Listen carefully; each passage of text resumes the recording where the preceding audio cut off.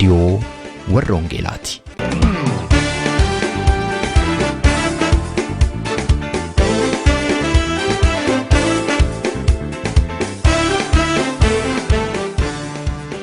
Reediyoon warra Wangeelaa tokkummaa waldoota Oromoo warra Wangeelaa Awurooppaatiin qophaa'e torbanitti si'a tokko dhaggeeffattoota biyyootii gaanfa Afrikaaf naannoo isaatiif akka lakkoofsa sa'aatii Itoophiyaatti galgala sa'aatii 12 hamma sa'aatii 12:00tti dambalii gabaabaa kiilooheerzii 15,515 yookaanis meetir baandii 19 irratti kan isin qaqqabu tamsaasa Wangeelaati.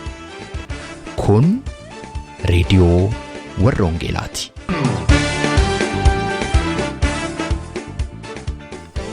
Harka fuunee attam jirtu jaalatamtootaaf kabajamtoota dhaggeeffattoota reediyoo warra Wangeelaa. Reediyoon warra Wangeelaa sagantaa ishee guyyaa har'aa qabattee kunoo dhiyaatteetti. Sagantaa keenya har'aa wajjin qopheessaa sagantaa kana ana Robsan Makkooti. Bakka jirtan maratti nagaan Waaqayyoo isiniif haa ta'u jedha. Akkuma hundumti keessan yaadattan torban darbee dhuga-ba'iinsa obboleessa keenya ergamaa Geetahun Immiru kutaa 1ffaa qabannee isinii dhiyaannee turre. Sababa hanqina yerootiif kutaa isa hafee har'aaf bushannee turre.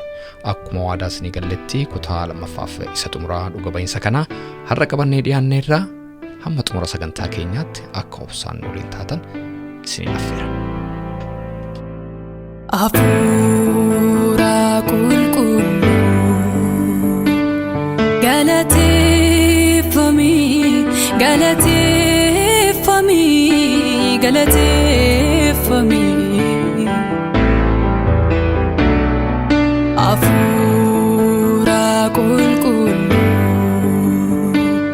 galateeffamii galateeffamii galateeffamii Hafuura qulqulluu galateeffamii galateeffamii galateeffamii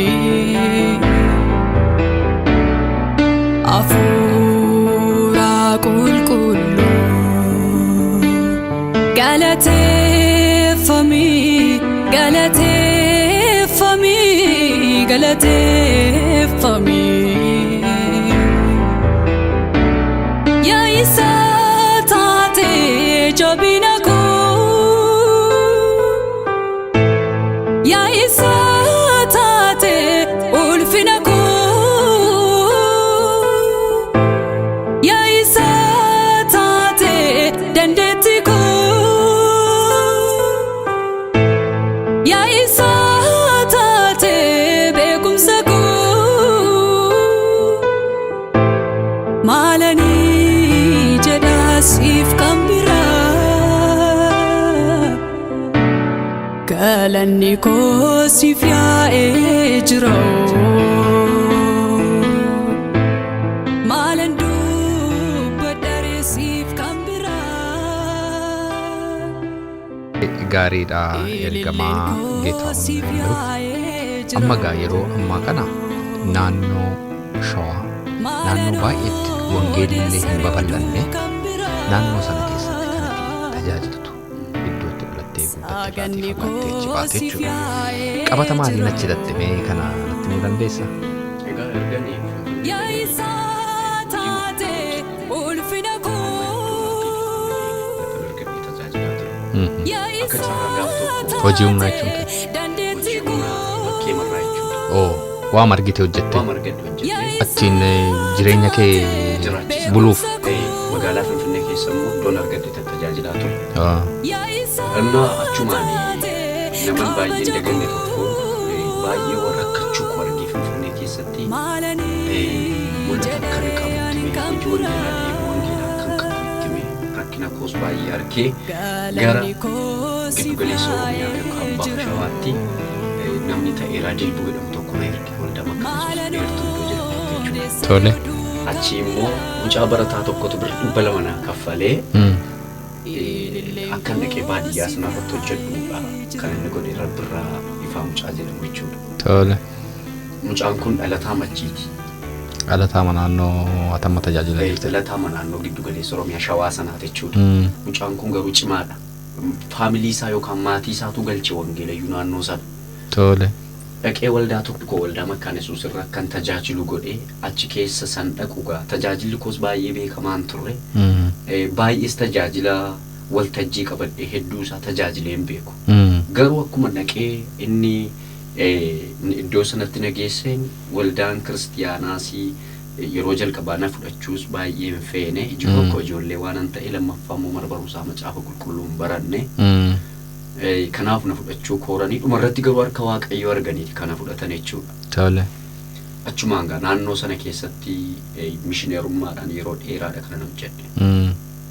Miillaan lafa sa'aatii 7-8 deemnee lallabaa turreerra. Waldaa baay'een hin jiru namnis wangeelatti namanuu. Baay'ee namananii.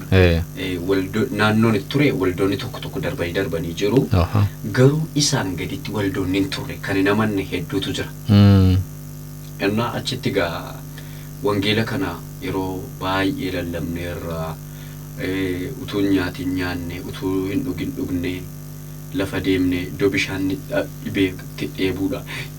Dheebonne illee kufne tureera. Sababni isaa ani saba koo baay'een jaalladha. Sabni kuni wangeelaan bira ga'ee jijjiiruu qabna jedheetan kan amanu hundumaa caalaatti iyyuu saba keenya kana geddaruu kan danda'u hundumaa caalaatti wangeela kanatti namana.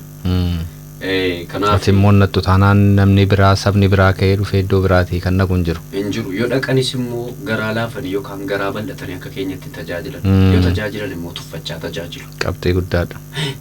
In tajaajilu yoo tajaajilan immoo tuffachaa farrabsaan akka tajaajilu namantaatu jijjiiramtu jechaadha kan tajaajilan iddoo hedduutti na mudate namoota hedduu wajjin walitti bu'ee beekan. Innaa yeroo sana keessatti gaa waldaa sanarra hojjechaan ture naannoo sanarratti hojjedheera. Waaqayyo na gargaaree waldaa bolloota tokko pilaantii godheera yookaan dhaabeera jechuudha. Bishooftuudha kaasee amma Jidda iddoo jedhamu haga daangaa Guraageetti yookaan Sooddootti miilaan deemnee akka tajaajilaa turre jechuudha. Fardaan lafa fagoo miti kun garuu lafa fagoodha. Sa'aatii 12 sa'aatii 8 yoo loofsisa miilaanii gaafa arganne fardaan deemna gaafa dhabne miilaan deemna. Waaqayyo nu gargaaree gaa biyya sana keessatti hojii guddaa hojjetaadha kan turre. Hojii ajaa'ibsiisaadha Waaqayyos kan hojjetaa ture. Waan nama dhibu waan tajaajila fawsii maal tajaajilli fayyinaa maal akka ta'e hin beeku. Raajiin maal akka ta'e hin beeku. Jechuun diteelii yookaan gadi fageenyaa waan hin beeku hin qabu. Namni na duras baay'ee na agarsiise waan hin turreef. Achumaan garuu lafan dhaqee dhaabbadhutti hidhaan hin hiikama. Afuurri hamoonni hin iyyuu dhukkubsatoonni hedduun hin fayyu namoonni hin jajjabaatu namoonni hedduun gooftaa fudhatu lafan dhaqee dhaabbadhu moo namoonni gooftaa fudhatu hedduminaan maqaa Waaqayyoo eebbifamu hin fudhatu gooftaa fudhatu waldaan irra dhaqe suni nama gaafa dhaqee turu nama 100 wayii kan hin caalle ji'a ja'a gidduutti yoo xiqqaate gar nama 700 olii ta'an dargaggoota hedduu leenjiseera. Dargaggoota leenjisee irraa hangaafan dargaggoota leenjisu eenyummaa isaanii irratti nan leenjisa. Wangeelli Kiristoos akkamittiin akka nama jijjiiru waan hundumaa caalaa siyaasa caalaa ikoonoomii caalaa yookaan immoo qabeenya caalaa kan nama jijjiiruu danda'u wangeela akka ta'u itti hima. Kanaaf dargaggoonni suni akkamittiin illee akka isaan hojjetanii of jijjiiruun irra jiraatu nan leenjisa gaafa naqu. Kanaaf dargaggoonni hedduun iddoon waldaan irra ture sanaa naannoon irra ture sana keessatti jijjiiramanii jakootiin argeera. Ragaa hedduus ba'aa jiru yookaan dhuga baatii hedduutus jira jechuudha. Kanaaf achi gaa baadiyyaa yeroo dheeraa ergiin ture booddee mana barumsaa macaafa qulqulluu argadheen magaalaa Bishooftuutti dhufee barachuu jalqabe. Seega barattee fixxee booda deebitee ministeera ofii keetii jalqabde? Waaqayyo na gargaaree gaa isa ergiin baradhee fixee booddee yeroo dheeraadha. Mul'ata Waaqayyo baadiyyaa sana keessa taa'ee ani Waaqayyo waa tokko natti hime. Ani yeroo hundumaa ilaaleen booda dargaggoota biyya sana keessa jiru dargaggoota Oromoo iddoo amma magaalaa Bishooftuu keessatti naannoo magaalaa Bishooftuu kanatti faabrikaa guddaa hedduutu dhaabbatee jira. Faabrikaa gurguddaa kan Chaayinootaa kuni.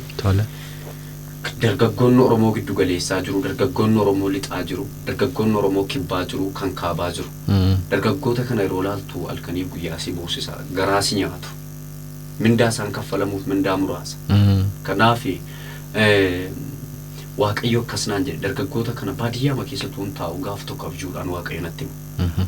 Dargaggoota Oromoo wangeelaan qabu yookaan immoo dargaggoota kiristiyaanota Oromoo wangeelaan ijaaranii qabu kan jedhu tokkotu ture keessa koo.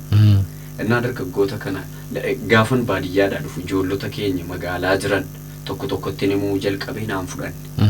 Garuu namoota 2-3 tokko argadhee isaanitti ergiin gadi buusee booddee toleen jalqabna naan jedhan ijoolleen kuni mindaa isaan nyaatan birrii Itoophiyaa birrii 900 ture. Maaliif nama gaagaa birrii 900? Wanti tokko wanti gahu hin jiru. Induu inni maaf jiraatutti. Dargaggoota kana argadhee mana birrii 300 isaanumarraa an ofii koon qabu. Isaanumarraa birrii 100 300 fuune mana tokkotti jalqabne yeroodhaaf ni nu mijanne lola baay'eetu ture gadhiisne isa booddee kadhachuutti fufeen Waaqayyoon yeroo dheeraa ergiin kadhadhee booddee Waaqayyo ba'i amma sa'aatii kootii naan jedheen. Tole. Nan ba'ee amma gaa waldaan amma keessa jiru 2009 gara dhumaadhaa kanan jalqabe. Waaqayyo yeroo kootii kana booddee hojii humnaan siin hojjedha saba kana karaa keen geddara naannoo kana karaa keen geddara naan jedhe Waaqayyo. Naannoo sana irratti gaa amma hundumaa caalaa qabeenya caalaa jireenya caalaa Waaqayyo lubbuu hedduu dabarsee nuu kennaa jira. Ameen. Ayyee. Maqaan Waaqayyoo eebbifama. Ameen. Maqaan Waaqayyoo eebbifama. Amma waldaan keessan baay'ateera gara waldaa meeqa qabdu? Amma gaa waldaa 6 qabna. Naannoo kamitti amma lokeeshiniin isaa lafa waldaan keessanitti jiru? Tokko Harargee Ciroorra jira. Harargeetti isa cicceetaniitu shawaaqa. Waaw. Waaqayyo nu gargaaree Ciroorraa waldaa guddaa qabna. Xiqqaatinnis akkuma waldaa isa Bishooftuu kana waldaa guddaadhaan iyyuu. Lafaan qotamnedha. Harargees lafaan qotamnedha. Namni hojii wangeelaa hojjetu namni tokko achirra jira. Arsii keessattis biyya innis beekamaadha gaa. Arsii keessaallee iddoo tokko waldaa qabna. Bishooftuu keessaa immoo waldaa 3 qabna. Kun hojii guddaadha dhugumaan sababiin isaa naannoo Arsii Baalee Harargeen naannoo ammallee irratti xiyyeeffatamee wangeelli bal'inaan hojjetamuu qabudha jedheen yaada. Sabni keenya baay'een wangeelan dhageenye jedheen amana naannoo sanatti. Kanaaf wanta isin hojjechaa jirtan kun wanta guddaadha. Hojii guddaadha Waaqayyo isin eebbisu. Kanatti dabalees immoo tajaajila miidiyaa TV faama sa'aatii 24 jalqabdaniitu. Mee waa'ee kanaa immoo nu taphachiisi. Tajaajilli miidiyaa biyya keenyaatiif dhiibbaa guddaa qaba. Maaliif isinitti fakkaata? Amma gaa biyyis kan inni kufu kan inni ijaaramu miidiyaadha. Waldaan kiristiyaanaas kan inni ijaaramu kan inni kufu miidiyaadha. Jabanni isaa jabana miidiyaati. Jabanni isaa jabana kana amma sa'aatiin isaa sa'aatii miidiyaati kan kanatti naman. Amma fakkeenyaaf fudhattanii yoo laaltanii baratti abboonni keenya wangeela lallabaa turan amma durii najjoo yookaan boojii dambidolloo ka'anii naqqamteen ga'uuf yoo xiqqaate ji'a 1-2-3 adeemu. Bara konkolaataan hin turre keessa jechuudha. Waggaa tokko keessatti yoo baay'ate namni 25 namni 30 iyyuu hin amanu. Akkuma carraa namatu dhaqee ofii isaatiin gaafuma antanii ta'u dhaqee amana malee. Amma garuu miidiyaadhaan argitaniitti yoo ta'e guyyaa tokkotti yoo xiqqaate nu biratti namni 100 gadi amanee hin oolu. Nama dhiba baay'ee kun dhugaadha. Namni 100 namni 50 60 70 ani nan yaadadha. Ergi miidiyaa kana bannee namni 2800 ol Yesuus Kiristoositti amananiiru waggaa tokko keessatti. Maqaan Waaqayyoo eebbifama. Biyya garaa garaa iyyuu haa ta'an malee. Kanaaf kun wanta guddaaf waan ajaa'ibsiisaadha. Kanaaf miidiyaan dhiibbaa guddaa akka qabutu keessa koo bule. Garuu miidiyaan kun immoo baasii baay'ee gaafata. Baasii baay'ee waan gaafatuufi aan ofii koon qabu waldaan keenyallee waldaa dargaggeessa duwwaadha kan qabannee jirru. Sababni isaa biyya sana keessatti afaan Oromoon hojjechuun baay'ee ulfaataadha. Dhimma sosochii hafuuraa kana keessatti immoo namoonni baay'een hin fudhatani. Kanaaf egaa biyya sana keessatti egaa waaqayyo nu gargaaree nu wajjiniin ta'e miidiyaa kana hin jalqabna jennee gaafa murteessinu waldaa wajjini namoonni baay'een akkas naan jedhu gaafa jalqabuuf jennu kan nuyi kaffallu birrii 300 ture ji'a tokko birrii 300 ji'a tokkotti kan ji'a tokko akkas ture horii guddaadha kun waan guddaadha garuu gaafa dhandhee jalqabnu kaazina yookaan immoo intini baankii keenya irra birrii 250 duwwaatu jira yeroo mannaqee walii galee tafaraarramu jechuudha man waliif mallatteessinu innaa namoonni baay'een mucaan naa wajjin hojjetu bakka hin qaanofneedhe anummoo baran jiraadhutti amantii guddaan qaba waaqayyo hojichisoo hojii amantiiti waaqayyo lafa duwwaa irratti akka inni waa hojjetu nan amana ameen annaa torban tokko keessatti isa 50 daballe jeen dhufu hin kaffalle namoonni baay'een amma cufama utuu jedhanii waggaa tokko lakkoofsisne amma maqaa waaqayyo waldaan keenya dhaabbattee waggaa tokkotti TV ifa fayyinaa banne amma TV'n ifa fayyinaa kun 24/7 adeemaa jira sa'aatii 24 guutuu darbaa jira namooti hedduun fayyaa jiru dhugabaatiin namoota hedduus darbaa jira kaan kaansarii irraa fayyaa kaan HIV irraa fayyaa kaan immoo rakkina isaattiin jajjabaata sagalee waaqayyoo jajjabeessaadha waan sirrii sagalee waaqayyoon jabeessa waan ta'eef namooti baay'een arganii ittiin jabaachaa jiru dhugabaatii hedduutu jira jechuudha kuni baay'eedhuma nama jajjabeessallee baay'eedhuma namatti tola amma gaa waggaa tokko guutuu adeemaa jira kun eessaa dhufa fandiin kana waan nama ajaa'ibu keessaa fandiin kana amantootuma waldatti irraa kan hafe fandii guyyaa tokko namni biraan waldaa kana gargaareen beeku dhaabbanni kamnu gargaareen beeku amantootuma waldatti qabnu tajaajilmaan amantootumti waldatti qabduu fi kanuma miidiyaan kun kan saba Oromooti miidiyaan kun kan waldaa ifa fayyinaa miti miidiyaan TV ifa fayyinaa kan TV saba tokko miti TV saba Oromooti TV Itoophiyaati TV gaanfa Afrikaati kuni onni guddaadha jecha guddaadha mee gara fuulduraatti gama miidiyaa kana nama mul'ata siin qabdan maali miidiyaa ma qofaan YouTube ta'een gama tajaajila kanaani amma gaa waa maasii bal'aadha kan fuuldura keessan jiru ceetaniitu gama Harargeetti achi Harsii keessatti hojii hojjetaa jirtu Shawaa keessatti hojii bal'ifattanii hojjetaa jirtu miidiyaan sa'aatii 24 hojjetaa jira maali kaayyoon keessa mul'ati keessan gara fuulduraa maali dhugaa dubbachuudhaaf mul'atni qabu ni guddaaniif hin olaanaan saba kana wangeelaan ga'uudha ammayyuu sabni keenya persentiin 20 gooftaa Yesuusitti naman saba kana ga'uudhaaf immoo saba kana bira ga'uudhaaf immoo wangeela Kiristoosiin saba kanaan ga'uudhaaf waa baay'eetu barbaachisa ka dandeenyu miilaan deemneetti lallabu kan hin dandeenyu miidiyaan bira ga'u miidiyaan gaafa bira geenyu namoonni baay'een ni ilaalu hin fayyu kan amananii miidiyaa TV kana ilaalanii kan achitti Yesuus Kiristoosiin amananii dhufanii dhugaa ba'an jiru maqaa waaqayyoo eebbifamu hojii guddaadha TV kana ilaalanii TV kanatti harka qabanii kaansarii irraa kan fayyanii dhufanii dhugaa ba'an jiru amantiidha ka dubbiseedha TV kana ilaalanii harkatti qabanii kan dhala godhatanii mucaa isaanii fidatanii dhufanii dhugaa ba'an jiru kuni waanuma baay'ee namatti toludha amma maal gochuu yaaltu gara fuulduraattis akkasumaan itti fuftumoo waan bal'isuudhaaf karoorfattantu jiramoo yeroo sila yeroo ta'e ni haasofnu gama reediyoonis waa mari'achaa turre kan jedhu naa kaastee turte dhugaadha torbanoota lamaan darban keessa abbootii televiizyinii biyya keenya keessa jiru kan afuura TV afuura walgeenye turre finfinneetti jechuudha abbootii televiizyinii waldoota televiizyinii qaban kana tokko wajjini hundumti walgaanii mari'atamaa ture amma kana booddee TV duwwaan ga'aa miti biyya kanatti wangeela lallabuuf kanaaf reediyoon illee akka jalqabu jennee murteessa dhumaarra geenyee baane jechuudha reediyoomti jalqabe yeroodhaaf mootummaan eeyyamaan jiru reediyoo kamiin iyyuu biyya keessatti kana fuudhaa jechuudha garuu kana booddee akka eeyyamsiisnu dhiibbaa gochuu qabna mootummaa marratti illee ka jiru irratti walii gallee baane jechuudha kun mul'ata guddaadha si karoora baay'ee bal'aadha meegaa hojiin wangeelaa hafu hojii makaanii yeroo hojjetan rakkinne challenge hin jiraata hojii wangeelaa immoo lama taasaatii qaba amma si'a baay'ee maali wanti gama kanaan ulfaatu wanti challenge isinitti ta'u tajaajila kana keessatti amma gaa biyyi lafaa kuni kan keenya miti. Yesus Kiristoos iyyuu dubbateera. Biyyi lafaa utuu anaan fudhatte isiniin hin fudhatte turteedha. Anaan waan hin fudhanneef isiniin iyyuu hin fudhattuedha. Rakkina qabdu garuu rakkina kana mo'eeraadha. Jabaadhaadha. Sagaleen nuyi qabnus makanaadha. Kan kanaan achi tajaajila jechuun hiikamti isaayyuu ofiif jiraachuu miti namaaf jiraachuudha.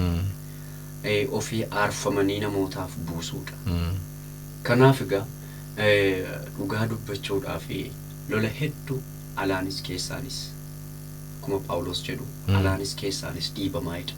Gaafa nuyi wangeela kana lallabnu namoota baay'eedhaaf gufuudha. Warri gufuutti ta'e kun immoo lola gurguddaa kaasu.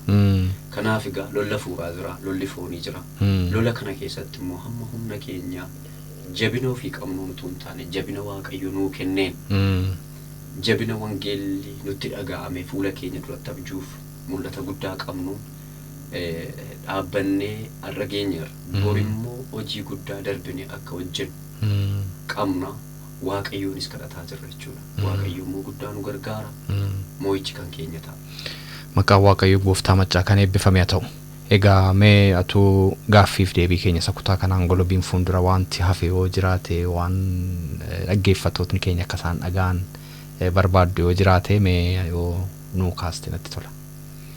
Waanan jedhu yoo jiraate nuuni warri wangeela Kiristoos lallabnu lolli jiraachuu danda'a. Ari'atamni jiraachuu danda'a. Ari'atama kana keessa dhaabbanne wangeela Kiristoos yoo lallabne guyyaa tokko iddoo nuuf akeekameef iddoo nuuf yaadame ga'uudhaaf jirra. Kabraa immoo kanan jedhu dhaggeeffattoonni keenya illee kan isaan jiran karaan jireenya fayyinni dhugaa ilma namaa Yesus Kiristoosiin alatti akka hin jirredha. Jijjiiramni biyya irratti kan dhufu siyaasni biyyaa geeddaramuu kan danda'u dinagdeen biyyaa geeddaramuu kan danda'u wangeela Kiristoos duwwaa akka ta'een dhaamsadha. Maqaan Waaqayyo gooftaa maccaa kan eebbifame haa ta'u. Ergamaa Geetahun Immiru yeroo walii wajjin qabaanneen maqaa dhaggeeffattoota raadiyoo Warra Wangeelaan guddaan si galateeffadha. Waaqayyo sinaa eebbisu eebbifama. Ameen. Jireenya koo hundaan siif dhiyeessaa godhee aarsaa jiraata. Hafuuraa fi dhugaan si waaqessaa Yesuus waaqalfata. Horii coomaa qalmaa sagubatu atoo hin barbaanne jireenya koon ulfaachuu feetetta Yesuus min tuffanne. Hafuuraan guutame sin waaqessaa onnee koo guutuudhaan sin eebbisa. Hafuuraan guutame sin waaqessaa onnee koo guutuudhaan sin eebbisa.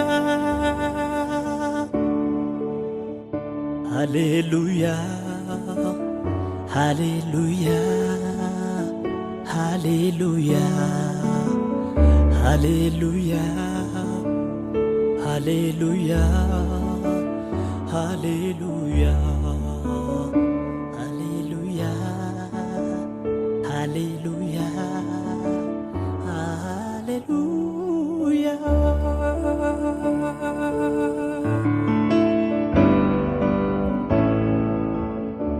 Riqichin yaabadhee naan hin cabne milkiin koo ganamaas natti hin banne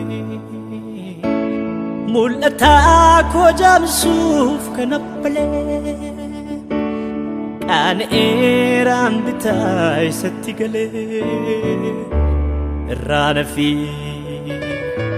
silaa yoona hin jiraan nama ta'e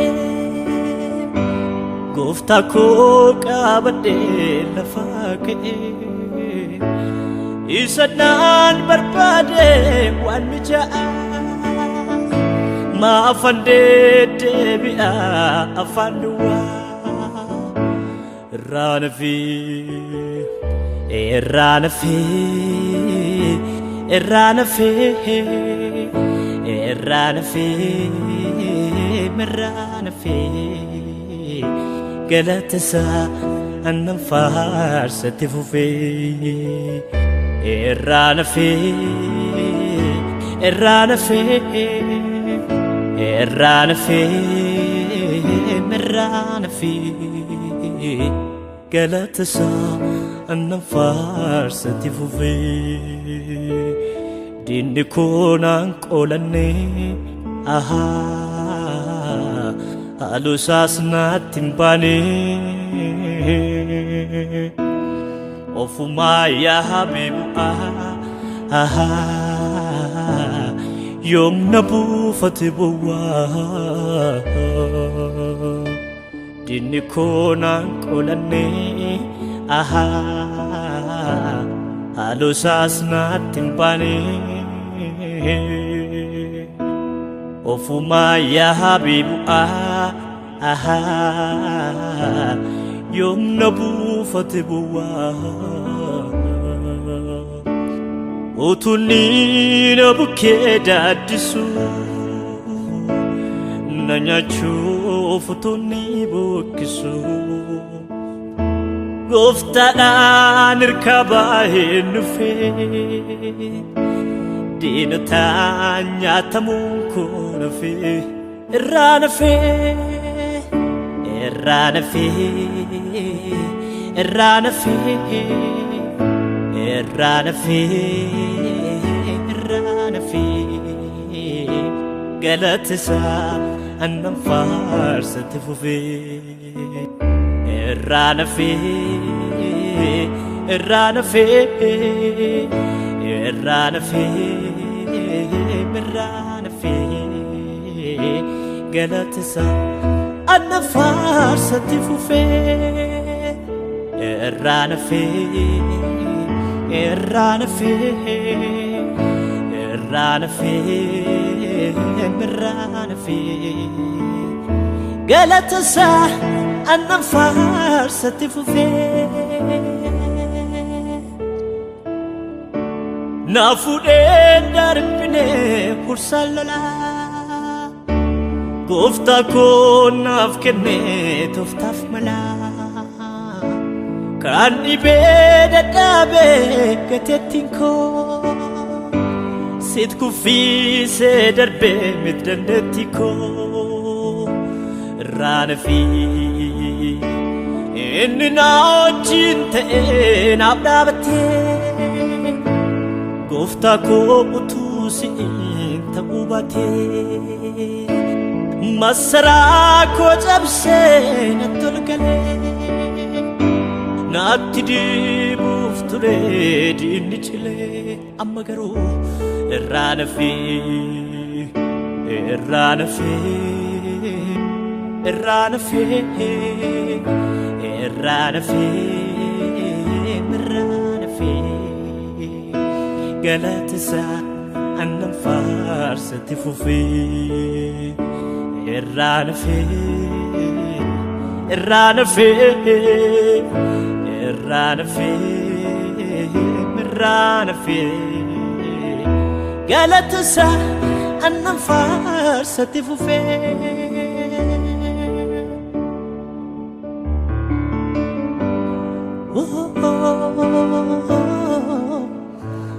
Ranafi Ranafi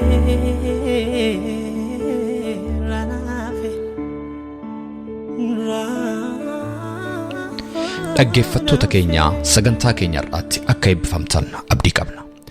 Waa'ee sagantaa keenya gaaffii yookaan siyaada qabaattaniif karaa teessoo xalayaa keenya rww.Onk.5 Oslo Norway jedhaatiin nu barreessaa yookaanis karaa iimeeyila keenya radiowarrawangeelaa@gmail.com jechuudhaan nu qunnamaa.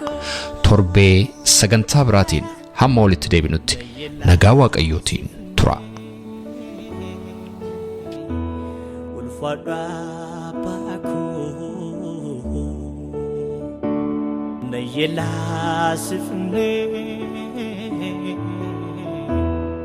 ulfaadha baako Yesus gooftaa koo hundee seenaa koo siinan bareedee daagadee rakkoo na yeelaasifnee ulfaadha baako na yeelaasifnee ulfaadha baako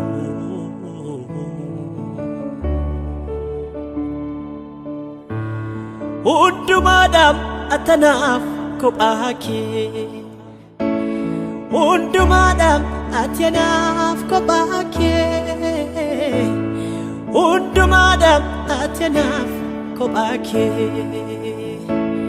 hundumaadhaaf atanaaf kophaa kee